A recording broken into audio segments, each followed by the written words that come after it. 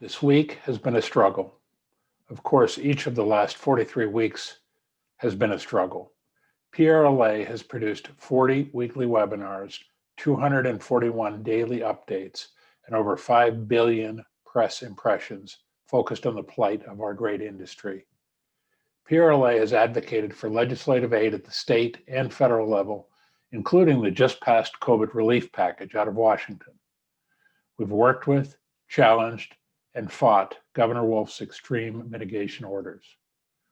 We've responded to hundreds of questions, emails, and phone calls. But this week's struggle is a bit different. Often described as the eternal optimist, I've been grappling with how to bring a holiday message of hope and goodwill.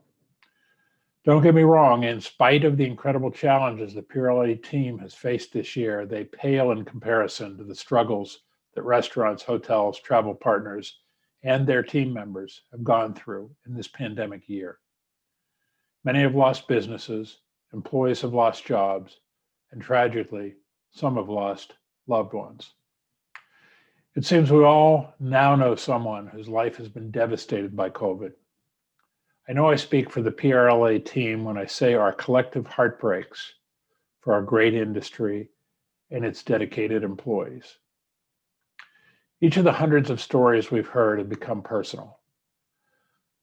So this week I'm going to focus on silver linings, one of which is right in front of me. It is the incredible PRLA team. Paula, Eric, Steph, Kendra, Christine, Hope, Melissa, Heidi, Diane, and Ben. At the outset of the crisis, we reduced the size of our ranks to protect the long-term viability of PRLA. The remaining 10 have taken on double and sometimes triple duty as we've pivoted the organization 180 degrees to meet the new needs of our industry.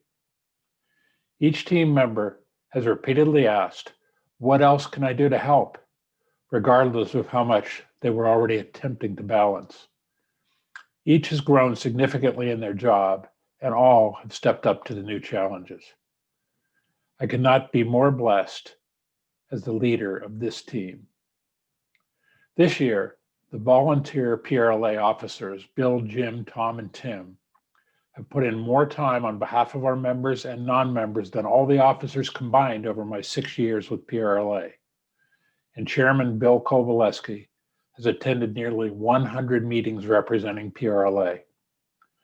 The PRLA board has met 8 times, as many as they would normally meet in 4 years. The PRLA officers and board and Chairman Bill Kowaleski are all silver linings that our state's hospitality industry can be thankful for. I know I am, beyond words. You would not believe the number of personal, heartfelt notes of thanks the PRLA team has received from restaurants, hotels, destination marketing organizations, and employees around the state over the last 43 weeks. It is amazing to me that folks who are on the brink of losing their businesses or have lost their jobs take the time to write notes of thanks to us. Each one is like a warm hug at a time when we need hugs the most and when there are the fewest available. A bright silver lining is the generosity and appreciation of the people that have our industry in their blood, like I do. And speaking of generosity, PRLA's Hospitality Assistance Response for Pennsylvania, HARP, is a silver lining. Who would have guessed that a weekend idea floated by Settlers Hospitality owner Justin Genslinger would have led to over $360,000 in donations for displaced hospitality workers?